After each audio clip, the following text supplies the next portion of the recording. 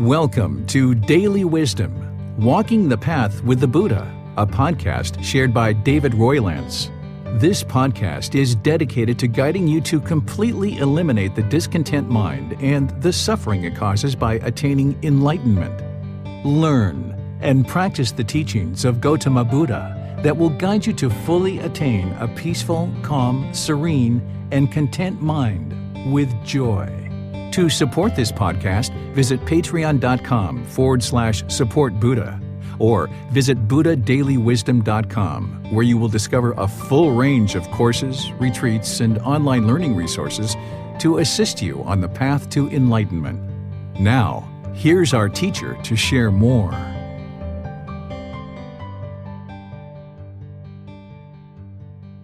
Sawadee Kap. Hello and welcome to Daily Wisdom, Walking the Path with the Buddha. Today is our Pali Canon and English study group where we study the words of the Buddha. We're in volume 11 of this book series. Volume 11 is titled The Realms of Existence. We started this book last week by exploring chapters 1 through 10. And now this week we're going to explore chapters 11 through 20. We will typically start this class with a brief meditation, but today, because of my travel schedule, I actually need to be checking out of this hotel in about 1 hour. So it only gives us about an hour to be able to go through the 10 chapters that we would normally cover in about an hour and a half or hour and 40 minutes, which is right after our meditation. So I'd like to welcome all of you to our class, whether you're joining us for the first time or you've been joining us regularly. I'm going to just go ahead and move right into the chapters so that we can use our time to allow you to learn the teachings and then ask any questions that you might have. The way that we're going to do our class is Miranda being our primary moderator, and then Rick and maybe Tony helping out, is that Miranda will have volunteers to volunteer to read each individual chapter. Then at the end of reading the chapter, I'll share any teachings on that and then open up to any questions that you might have. One of the things that I will share as we start moving into this book about the realms of existence is, last week I already talked to you about how the Buddha's teachings aren't to guilt, shame, or fear somebody into learning and practicing his teachings. He never used the cycle of rebirth or the 5 realms of existence in that way.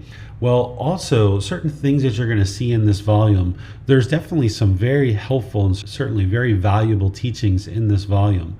But there's some things that I'll share with you as we go throughout this volume over the next few months that things just really aren't as important for us to understand these in terms of awakening the mind to enlightenment. It's those core teachings of the 3 universal truths, the 4 noble truths, the Eightfold Path, the 5 precepts, the Brahma Viharas, the 10 fetters, the 7 factors of enlightenment, extensive meditation training, things like this that are really important to awaken your mind to enlightenment. These things that you're going to be learning in this book, for the most part, are just really helping to connect the teachings of the Buddha to what we're actually experiencing in the cycle of rebirth. And this can actually be motivation for us to go beyond this discontent mind and really invest time, effort, energy, and resources into attaining enlightenment so that we will no longer experience this constant rebirth. So it helps us to understand what we've been involved in the past over countless rebirths, and then helps us to make wise decisions so that we don't experience that in the future. There are some teachings towards the back of the book and at other points in this book that are really helpful for your progression to enlightenment. So it's good that we go through all the chapters, but just be prepared today and in other classes where I might just kind of let you know, like, yeah, this isn't something that we actually necessarily need to know in order to get to enlightenment in this life. And one of the reasons why is that during the lifetime of the Buddha, people were leaving their homes and they were coming to study with the Buddha. And during his lifetime, 2,500 years ago, there wasn't these educational systems that we have today. So when people were leaving their home to go study with the Buddha, he was essentially like their adopted father. And not only did he teach them the path to enlightenment, but he was teaching them all kinds of other things too to help them understand the world around them. And this first chapter that we're going to explore today, chapter 11, is a great example of that, where he's talking about how beings get generated in the world and how beings come into existence. And this can be helpful for us even today. But if you've studied any modern science or anything like that, which we have as part of our educational systems, that they didn't have during the lifetime of the Buddha, then your understanding of birth in today is probably far beyond what they were maybe discussing 2,500 years ago. So just keep that in mind as you read through this book on your own, as we get together for classes, that there's going to be chapters that you'll see that I just barely even wrote anything about, because they're just really not as important today as they were back then, when students just really didn't have an understanding of some of the very basic things that we understand now and as part of our educational system in classes like science. So I'll go ahead and turn over the class to all of you, and specifically Miranda, so that we can work our way through the 10 chapters that we have today. Yes, sir. Chapter 11, 4 kinds of generation. Sariputta, there are these 4 kinds of generation. What are the 4? Egg-born generation, womb-born generation, moisture-born generation, and spontaneous generation. What is egg-born generation? There are these beings born by breaking out of the shell of an egg. This is called egg-born generation. What is womb-born generation? There are these beings born by breaking out from the caul, the amniotic membrane enclosing a fetus. This is called womb-born generation. What is moisture-born generation? There are these beings born in a rotten fish, in a rotten corpse, in rotten porridge, in a cesspit, or in a sewer. This is called moisture-born generation. What is spontaneous generation? There are gods and inhabitants of hell and certain human beings and some beings in lower worlds. This is called spontaneous generation. These are the 4 kinds of generation. All right. Thank you, Miranda. So the 5 realms of existence that the Buddha taught that you're going to learn in this book is the realm of hell, animal, afflicted spirits, human, and heavenly realms. And the lower realms are the realm of hell, animal, and afflicted spirits. In those realms, it's impossible for beings to attain enlightenment. All of us have been reborn in and out of these realms at different times. But in those lower realms, it would be impossible for us to attain enlightenment. And the goal for those beings is just to make it up to either the human realm or the heavenly realm, which we're able to actually attain enlightenment in those realms.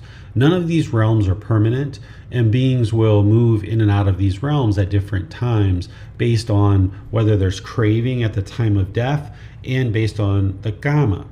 And for beings to be born or reborn, then the Buddha is explaining here that there's egg-born birth, there's womb-born birth, there's moisture-born, and there's spontaneous generation. These are the ways that he described that beings come into the world. And we're familiar with these, except for maybe the spontaneous generation. This is one that the Buddha is explaining that, gods during his lifetime, people believed in multiple gods, where today we understand through the work of Jesus Christ that there's just one God. There are some beings who believe in more than one God, but if you believe in God, or if you've even had any exposure to God, for the most part, we have come to the understanding that there is just one God. And it's taken gradual training and gradual understanding, and the human mind has gradually been evolving to understand that. But during the lifetime of the Buddha, his goal wasn't to prove or disprove God. He was just teaching what it is that the people were discussing at that time. So he's saying that gods, inhabitants of hell, certain human beings, and some beings in the lower worlds. Lower worlds is hell, animal, and afflicted spirits. This is called spontaneous generation. So this would have been a discourse that the Buddha would have provided as a way to further help his students understand the world around them, because that's what he's doing. He's not indoctrinating them with a belief system. Instead, he's providing them education. He's providing them wisdom to help them awaken to understanding this natural world around them. So that's why you see teachings like this in the Buddha's teachings, because, as I mentioned, people moved out of the home. They took up being a student of the Buddha, and he was really responsible for guiding them in all aspects of life and teaching them how to become this better human being. And part of that was understanding the wisdom of how beings came into the world. So that's what he's describing here. What questions do you guys have on this chapter? It does not appear there are any questions on this chapter, sir. All right, so let's go to chapter 12. Yes, sir. Let's go to Rick to read chapter 12, please. Okay. 9 abodes of beings. Monks, there are these 9 abodes of beings. What 9? There are monks, beings that are different in body and different in perception, such as humans, some heavenly beings, and some in the lower world. This is the first abode of beings. There are beings that are different in body but identical in perception, such as the heavenly beings of Brahmanas or gods, company, that are reborn through the first jhana. This is the second abode of beings. There are beings that are identical in body but different in perception, such as the heavenly beings of streaming radiance. This is the third abode of being. There are beings that are identical in body and identical in perception, such as the heavenly beings in refulgent glory. This is the fourth abode of beings. There are beings that are non-percipient, without experience, such as the heavenly beings that are non-percipient. This is the fifth abode of beings. There are beings that, with the complete surmounting of perceptions of forms, with the passing away of perceptions of sensory impingement, with non-attention to perceptions of diversity, perceiving space is infinite, belong to the base of the infinity of space. This is the sixth abode of beings. There are beings that, by completely surmounting the base of the infinity of space, perceiving consciousness is infinite, belong to the base of infinity of consciousness. This is the seventh abode of beings. There are beings that, by completely surmounting the base of the infinity of consciousness, perceiving there is nothing, belonging to the base of nothingness. This is the eighth abode of beings. There are beings that, by completely surmounting the base of nothingness, belong to the base of neither perception nor non-perception. This is the ninth abode of beings. These are the 9 abodes of beings. All right. So here, thank you, Rick. Here the Buddha is explaining kind of the place where the mind can get to, and he's calling this 9 abodes of beings. Now, what I think that a practitioner today needs to understand is that there's these 5 realms of hell, animal, afflicted spirit, human, and heavenly beings. Understanding that the 3 lower realms, a being can't get to enlightenment, and the human and heavenly realm, they can get to enlightenment. This is a basic understanding of the 5 realms. In the hell realm, those beings experience exclusively painful feelings, and there really is no time or ability to cultivate the mind. There is a certain amount of cultivation, but it's not really possible to get to enlightenment. And the only amount of cultivation that they can do is to basically help them move up into other realms of beings. The animal realm, these beings experience pleasant feelings, painful feelings, and feelings that are neither painful nor pleasant, but they lack the ability to develop the mind. They can't learn dependent origination. They can't learn the Four Noble Truths. They can't learn the 5 precepts and practice those. Think about a wild animal like a lion or a bear. They're not going to practice the first precept of not killing, for example, because they have to kill to sustain their life. They're not going to practice not stealing because they need to steal in order to survive and actually live life and actually have food. They're not going to practice abandoning sexual misconduct, for example, because they're having sex with multiple beings. So in the realm of animals, they're experiencing all 3 feelings of discontentedness, but they can't cultivate the wisdom enough to get to actual enlightenment.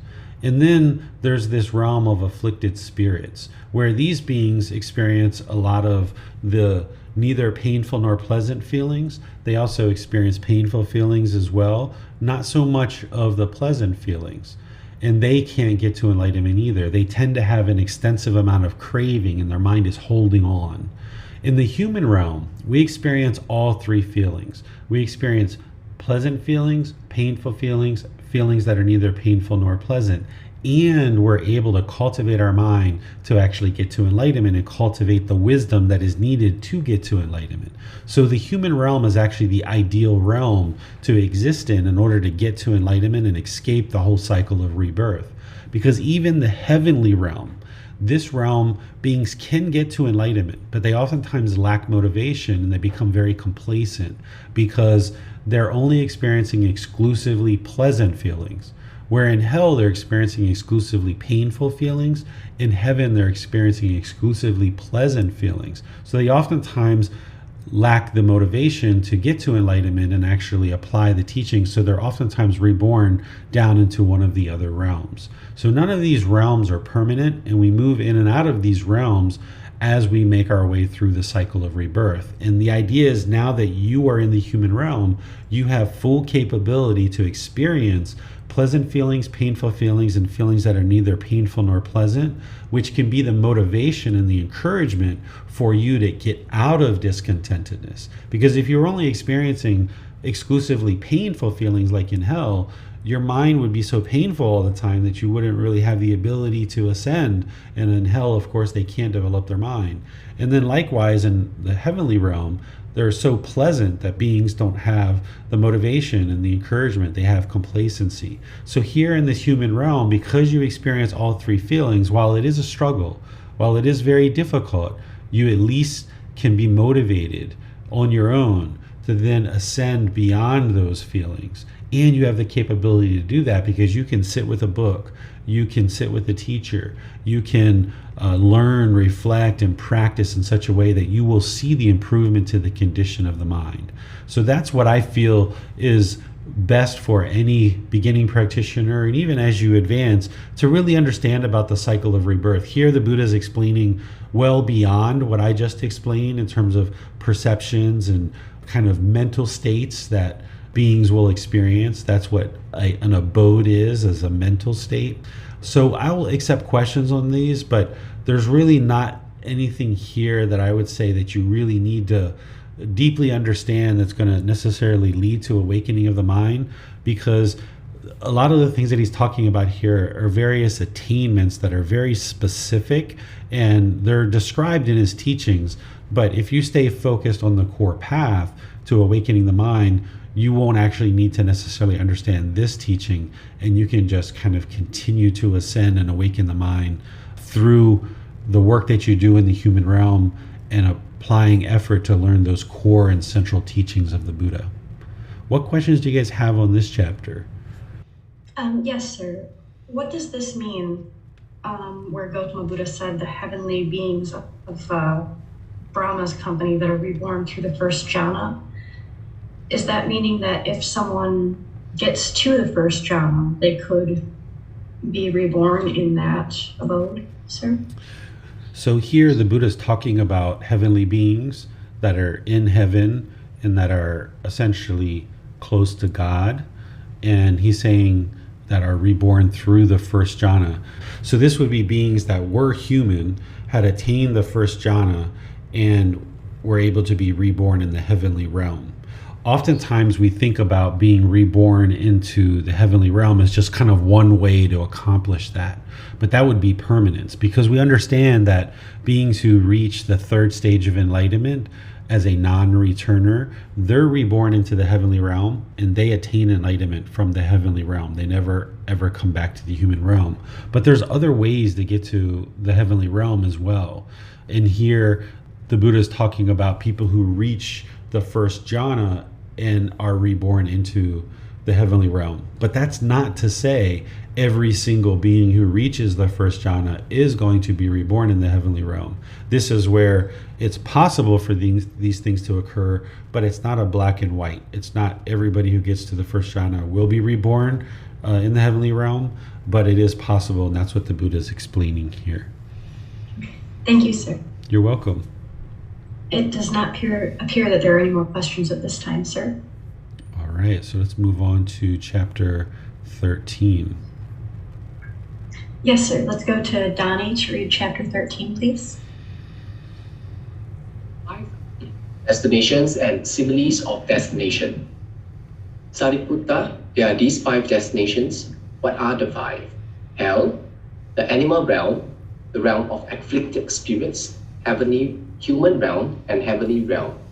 I understand hell and the path and way leading to hell. I also understand how one who has entered this path will, on the dissolution of the body after death, reappear in a state of deprivation, in an unhappy destination, in perdition, in hell. I understand the animal realm and the path and way leading to the animal realm. And I also understand how one who has entered this path will, on the dissolution of the body after death, reappear in the animal realm. I understand the realm of afflicted spirits and the path and way leading to the realm of afflicted spirits. And I also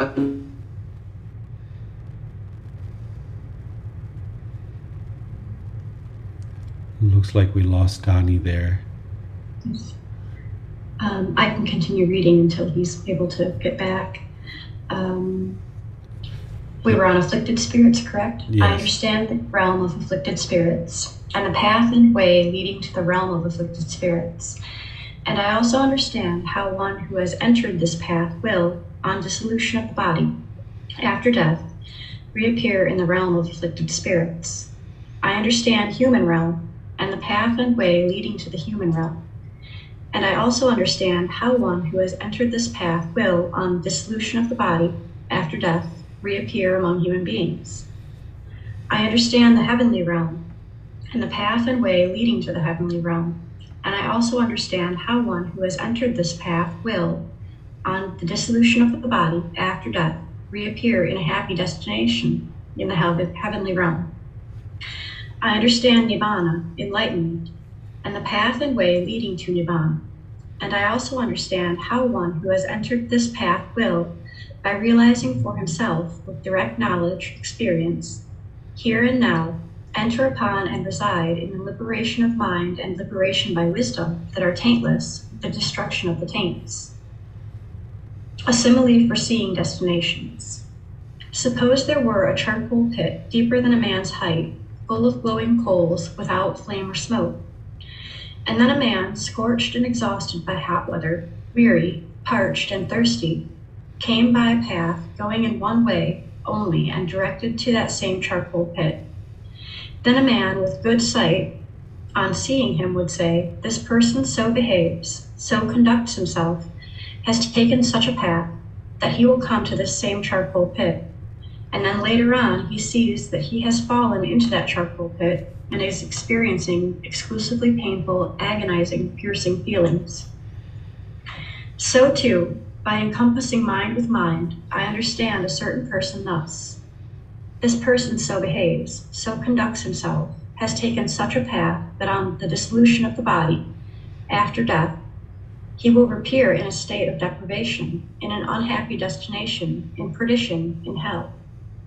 And then later on, with the divine eye, third eye, which is purified and surpasses the human, I see that on dissolution of the body, after death, he has reappeared in a state of deprivation, in an unhappy destination, in perdition, in hell, and is experiencing exclusively painful, agonizing, piercing feelings.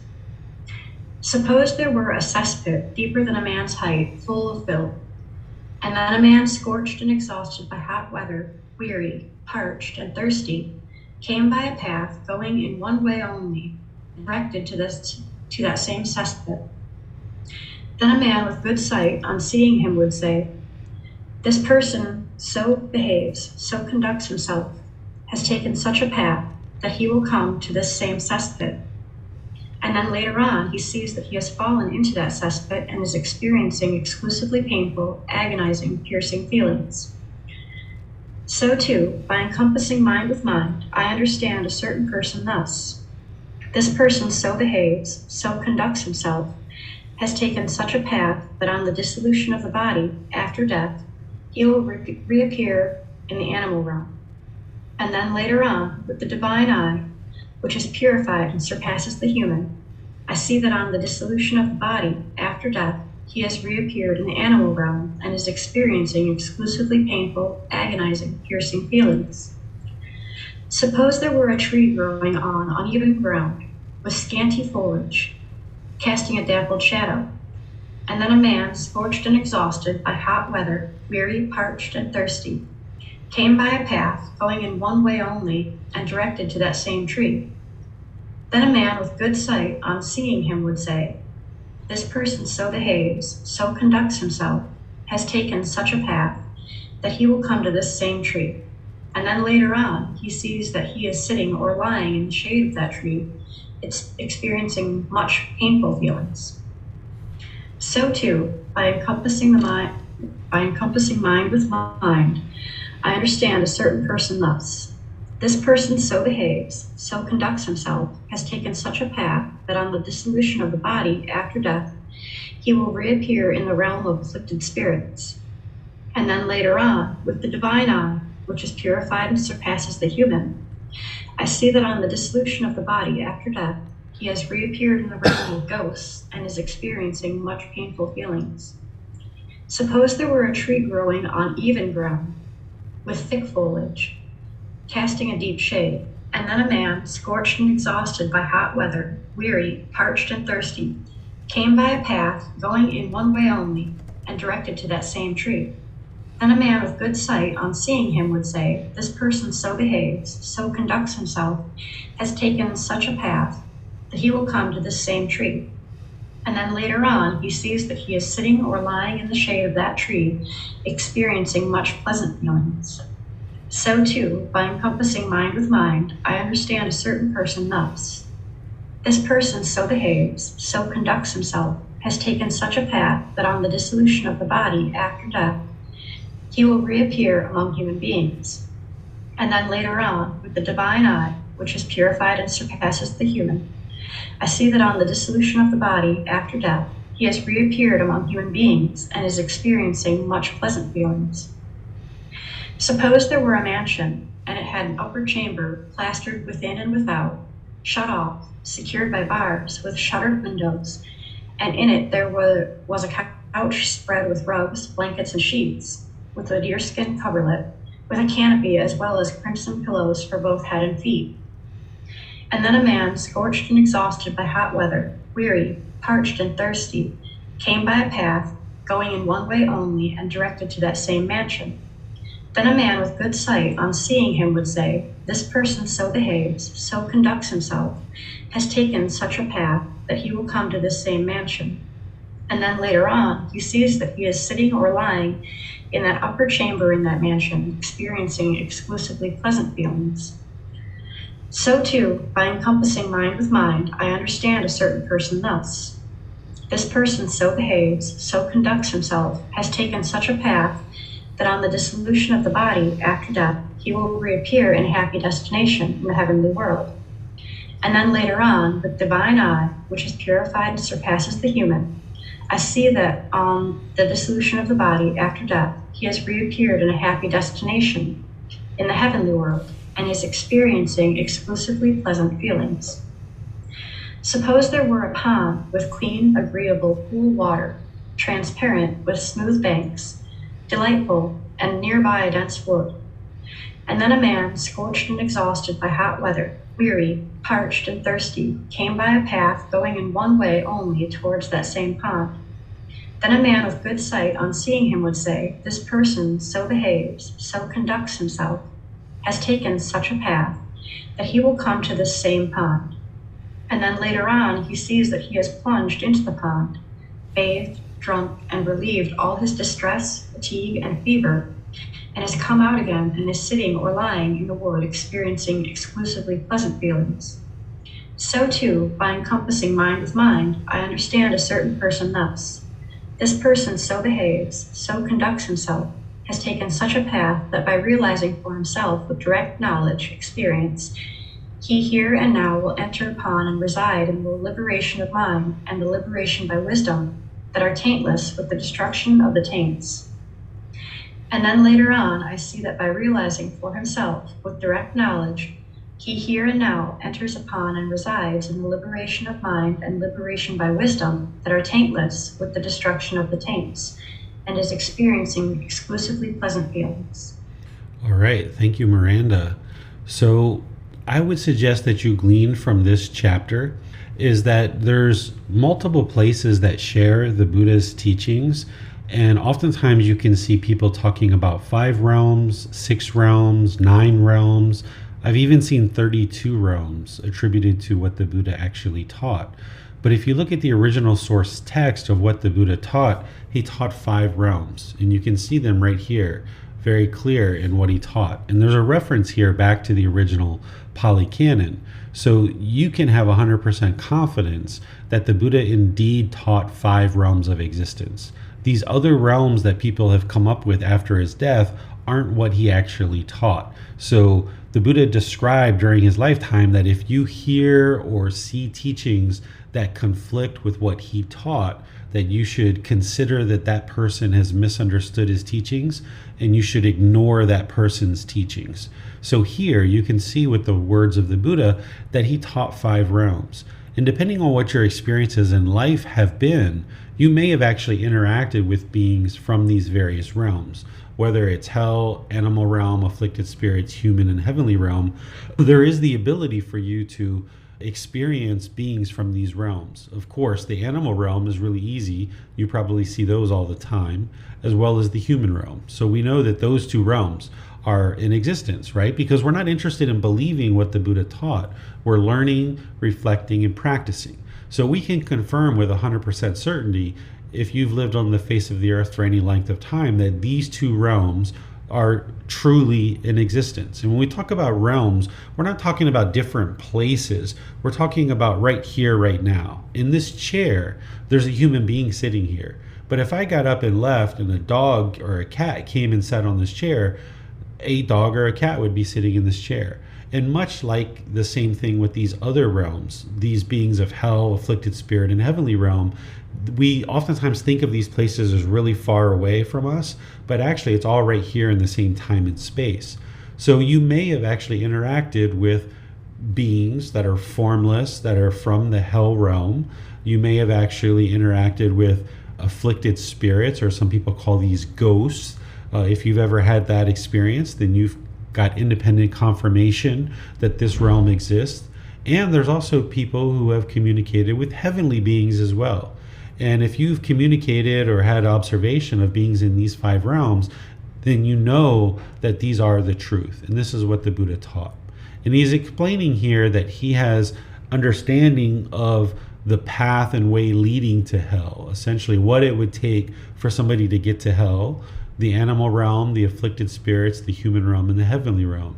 And then, of course, he also says he understands how beings would then also experience nibbana, or enlightenment. And that's what he taught throughout his entire lifetime, is this path to enlightenment. Because getting to nibbana, or enlightenment, would mean that you escape this entire cycle of rebirth, where you're never going to be reborn in one of these 5 realms ever again.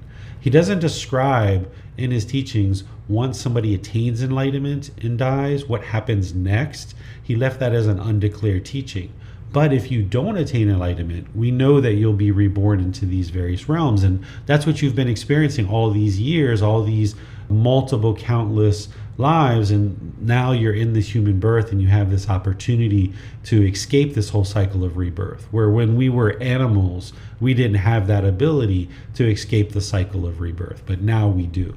So the Buddha is explaining that he has understanding of all these different realms. And then he goes through and he talks about various details of those realms, just kind of a certain level of detail of understanding of these realms. And then as you go in this book, volume 11, you will learn more and more about the various realms and get more and more clarity about the various realms. What questions do you guys have on this chapter? It does not appear that there are any questions at this time, sir. All right. So we will go to chapter 14, which is beginning the subsection of this book on the hell realm.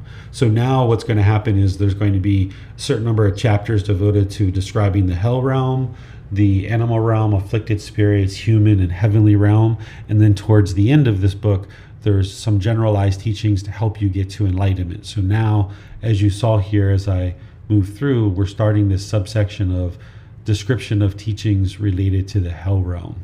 So the first one is chapter 14. 10 courses of unwholesome karma deposited in hell. Impurity by body, Chunda, is threefold. Impurity by speech is fourfold. Impurity by mind is threefold. And how, Chunda, is impurity by body threefold? Here, someone destroys life. He is murderous, bloody-handed, given to blows and violence, merciless to living beings. He takes what is not given. He steals the wealth and property of others in the village or forest. He engages in sexual misconduct. He has sexual relations with women who are protected by their mother and father, brother, sister, or relatives, who are protected by their teachings, who have a husband whose violation entails a penalty, or even with one already engaged. It is in this way that impurity by body is threefold. And how, Chunda, is impurity by speech fourfold? Here, someone speaks falsehood. If he is summoned to a council, to an assembly, to his relative's presence, to his club, or to the court, and questioned as a witness thus, "So, good man, tell what you know." Then, not knowing, he says, "I know," or knowing, he says, "I do not know." Not seeing, he says, "I see," or seeing, he says, "I do not see." Thus, he knowingly speaks falsehood for his own benefit, or for another's benefit, or for some insignificant worldly benefit. He speaks argumentatively. Having heard something here, he repeats it elsewhere in order to divide those people from these. Or having heard something elsewhere, he repeats it to these people in order to divide them from those. Thus he is one who divides those who are united, a creator of divisions, one who enjoys separation, rejoices in separation, finds pleasure in separation, a speaker of words that create separation. He speaks harshly. He speaks such words as are rough, hard, hurtful to others, offensive to others, bordering on anger, unconducive to concentration. He indulges in idle chatter. He speaks at improper time, speaks falsely, speaks what is unbeneficial, speaks opposite to the teachings and the discipline at an improper time. He speaks such words as are unwise, unreasonable, rambling, and unbeneficial. It is in this way that impurity by speech is fourfold. And how, Chunda, is impurity by mind threefold? Here, someone is full of longing, craving. He longs and craves for the wealth and property of others thus: "Oh, may what belongs to another be mine." He has a mind of ill will and intentions of hate thus: "May these beings be slain, slaughtered, cut off, destroyed, or obliterated." He holds wrong view, ignorance, unknowing of true reality, and has an incorrect perspective thus: "There is nothing given, nothing sacrificed, nothing offered. There is no fruit or result of wholesome and unwholesome actions. There is no this world, no other world. There is no mother, no father. There are no beings spontaneously reborn. There are in the world no ascetics and Brahmins of right conduct and right practice who, having realized this world and the other world for themselves by direct knowledge,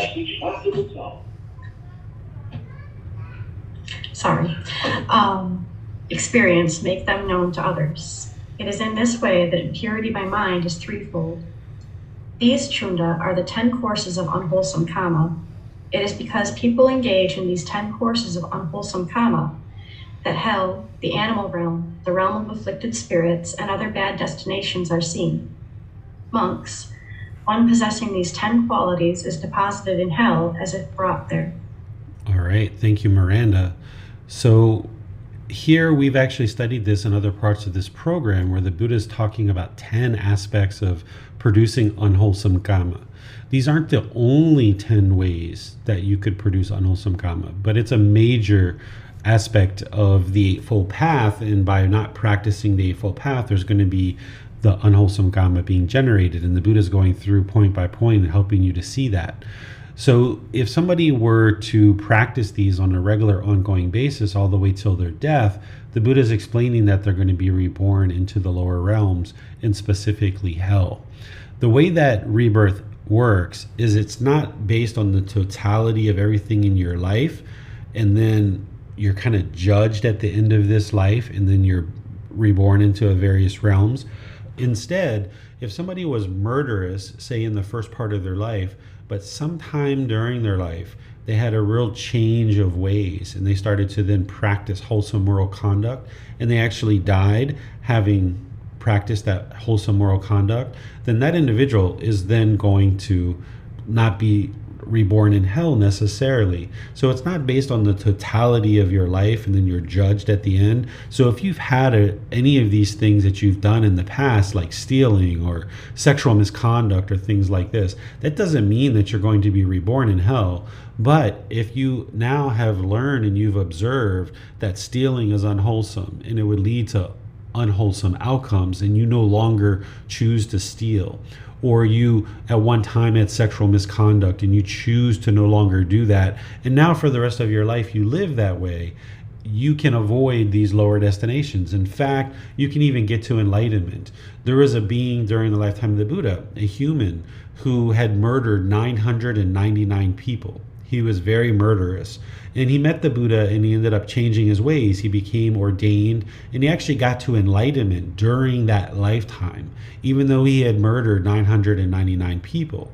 So no matter what you've done in your life, I'm sure you haven't murdered 999 people. So you can put things that you've done in the past, whether it's impurity by body, speech, or mind, you can put that in the past and now chart your course with the Buddhist teachings and learning, reflecting, and practicing and improving your conduct so that you can avoid any kind of rebirth into the lower realms of hell, animal, or afflicted spirits.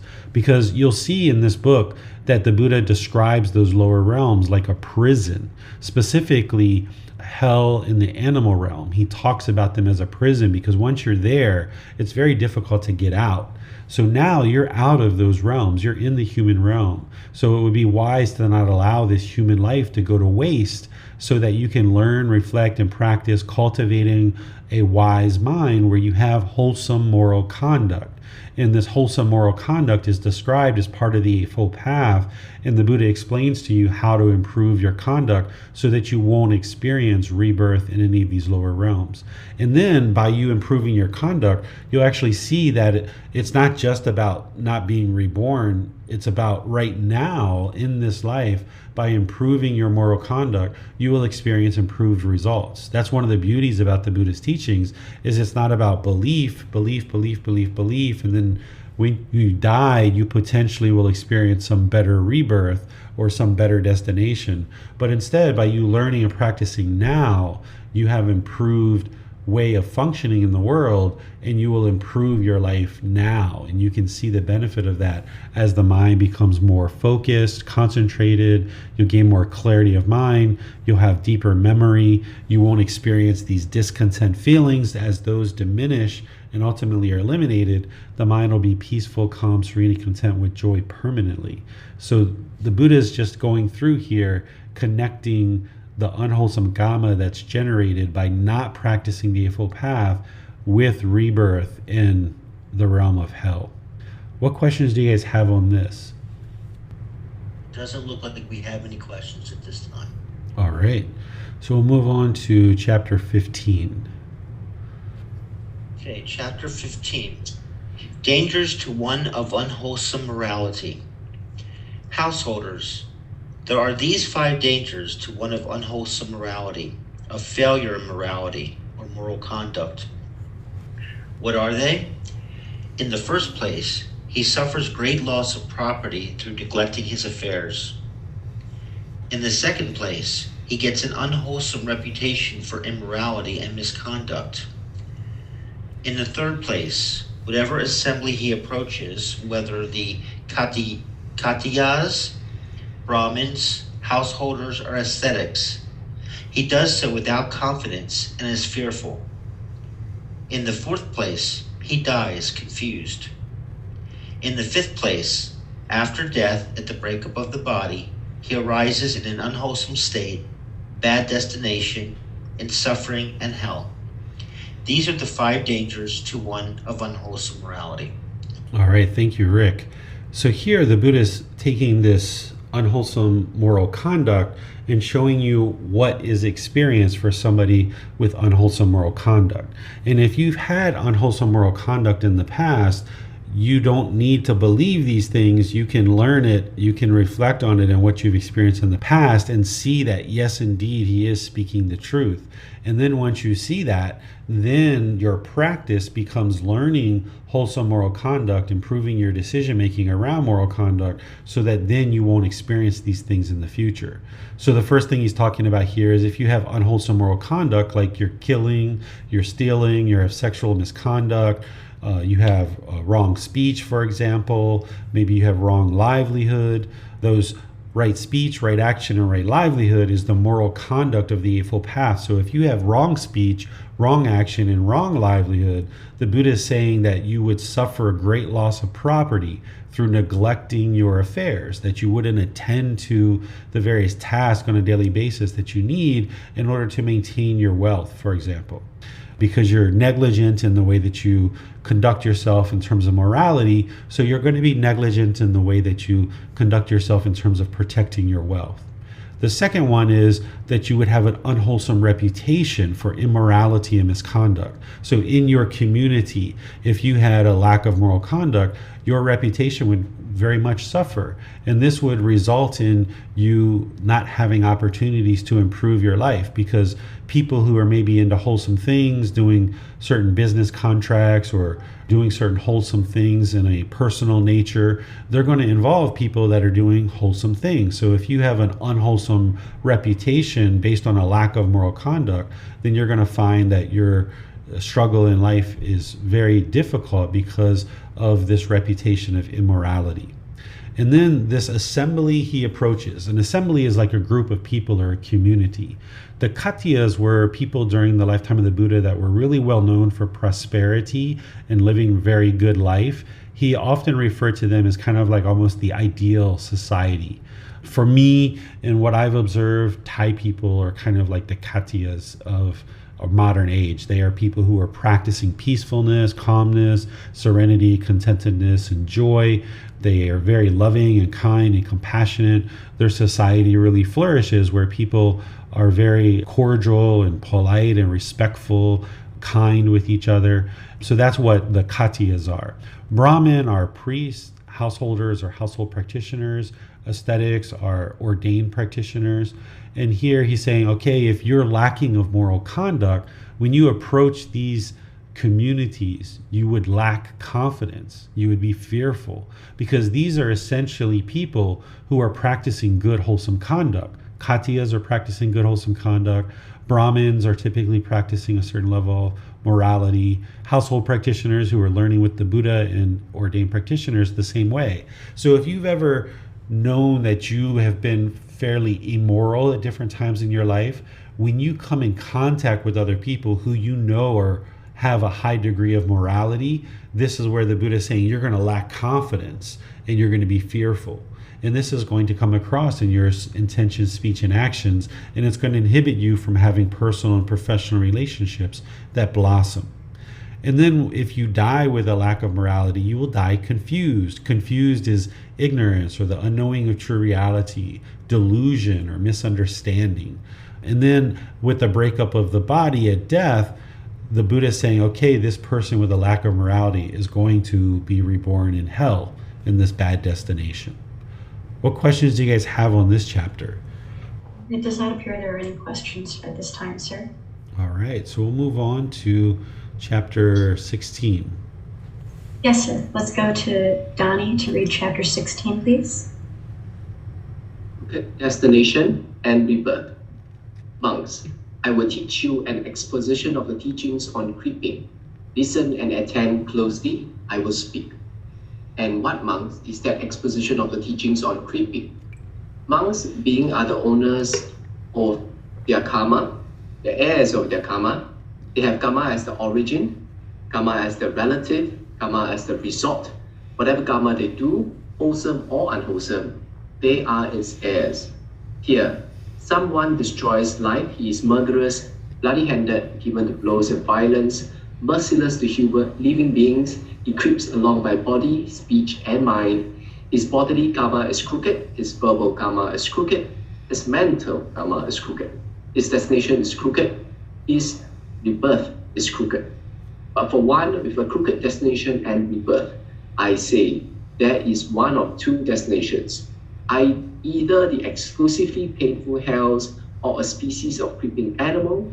And what are the species of creeping animals? The snake, the scorpion, the centipede, the mongoose, the cat, the mouse, and the owl, or any other animals that creep away when they see animals. Thus, a being is reborn from a being. One is reborn through one's deeds. When one has been reborn, context affect one. It is in this way I say that beings are the heirs of their karma. All right, thank you, Donnie. So here, the Buddha is basically explaining that anything we do, wholesome or unwholesome, we are going to experience the results of that. You can't run and hide from the results of your decisions, and other people can't make decisions for you that are going to affect you. It's only your decisions that are going to affect you. That's where he says here that beings are the owners of their karma, the heirs of their karma. They have karma as their origin, karma as their relative, karma as their resort. Whatever karma they do, wholesome or unwholesome, they are its heirs. Now remember, what karma is its cause and effect or action and result. It's the results of your decisions. It's not punishment and rewards. It's not some mystical, magical, dark cloud that's following you around. It's just literally the results of your decisions. If you're polite, kind, friendly, and respectful to people, you'll find that you have no problem making friends and that people are more than pleasant and peaceful to be around you. They're interested in being around you because you're functioning in a way that people enjoy. Polite, kind, friendly, and respectful. But if you're impolite, unkind, unfriendly, and disrespectful, you're going to really struggle in personal and professional relationships. This is your karma. This is the results of your decisions. Your decision to have wholesome moral conduct versus unwholesome moral conduct is going to produce different results. So the Buddha is helping you to see that it's your decisions that are leading to your results in life. Anything that you experience in life, either wholesome or unwholesome, it's all based 100% on your decisions.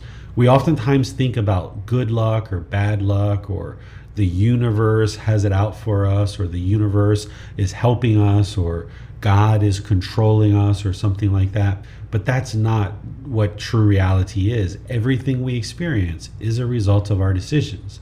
So the Buddha is explaining here that somebody who destroys life, who essentially has this crooked way of being, that the results of their decisions of having this body, speech, and mind where there's this crookedness or this violence or this merciless to living beings, that because of the choice to have body, speech, and mind that is unwholesome, then there's going to be these crooked destinations experienced.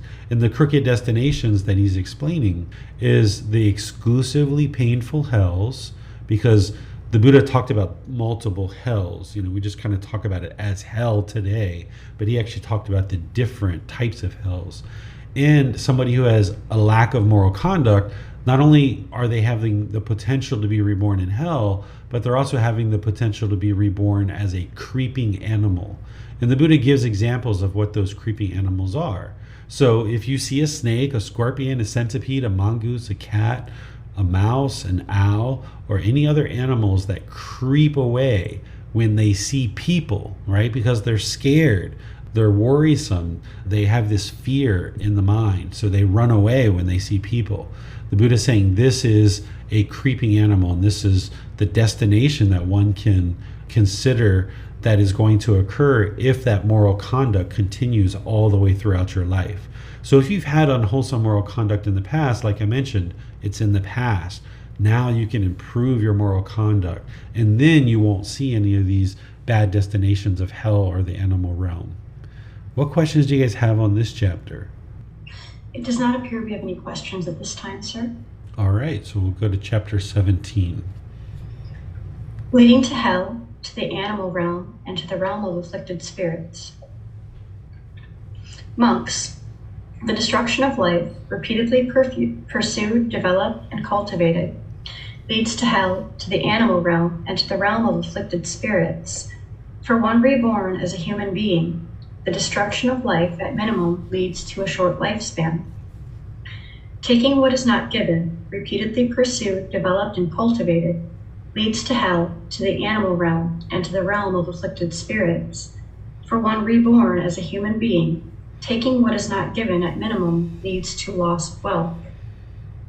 Sexual misconduct, repeatedly pursued, developed, and cultivated, leads to hell, to the animal realm, and to the realm of afflicted spirits. For one reborn as a human being, sexual misconduct at minimum leads to hostility and competition. False speech, repeatedly pursued, developed, and cultivated, leads to hell, to the animal realm, and to the realm of afflicted spirits. For one reborn as a human being, false speech at minimum leads to false accusations.